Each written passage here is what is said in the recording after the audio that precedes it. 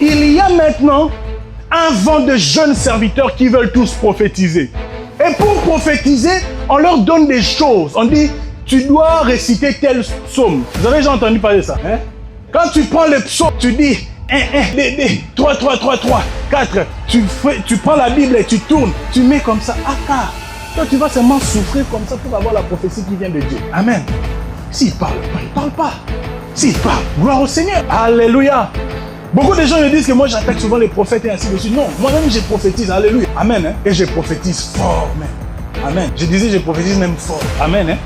Je peux commencer à donner maintenant les paroles de connaissance à tout le monde ici. Alléluia. Parce que j'ai reçu ces dons. J'en ai. Je peux opérer maintenant aussi. Alléluia. Qui veut une parole de connaissance? Tu t'appelles Shalom, tu t'appelles Laetitia. Parole de connaissance. Tu t'appelles Thierry. Alléluia. Amen. Dis après moi, je ne dois pas forcer la saison. Dieu, il est tellement responsable que lorsqu'il décide que tu traverses une situation, c'est parce qu'il a réservé quelque chose pour toi. Amen.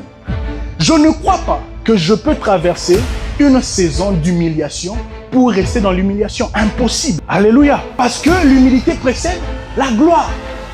C'est comme ça que les saisons de Dieu sont faites dans la vie des hommes.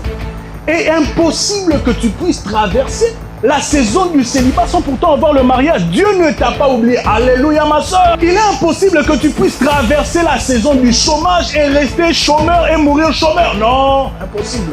Là c'est pas notre Dieu. Amen. Dis après moi, je ne dois pas forcer ma saison. Au lieu de forcer la saison, il faut demander à Dieu la sagesse de comprendre si tu es dans quelle saison. Alléluia. Parce que si tu comprends que tu es dans une saison, tu comprends la saison, tu vas apprendre à vivre dans la saison. Si tu es dans une saison où Dieu doit forger ton caractère, ne demande pas les bénédictions. Sois patient. Dis à Dieu, Seigneur, brise-moi encore. Change mon caractère. Tu as besoin du mariage, mais tu es orgueilleux. Dans le mariage, il n'y a pas d'orgueil. Vous vous disputez et puis vous dormez dans le même lit. Maintenant, toi, avec ton orgueil, tu ne pourras pas. Tu vas aller, je ne vais pas chez mes parents. Je vais aller chez mes parents. Moi, depuis qu'on m'a mis au monde, mes parents ne m'ont jamais parlé comme ça. Oui, au mariage, on va te parler comme ça. Amen. Hein?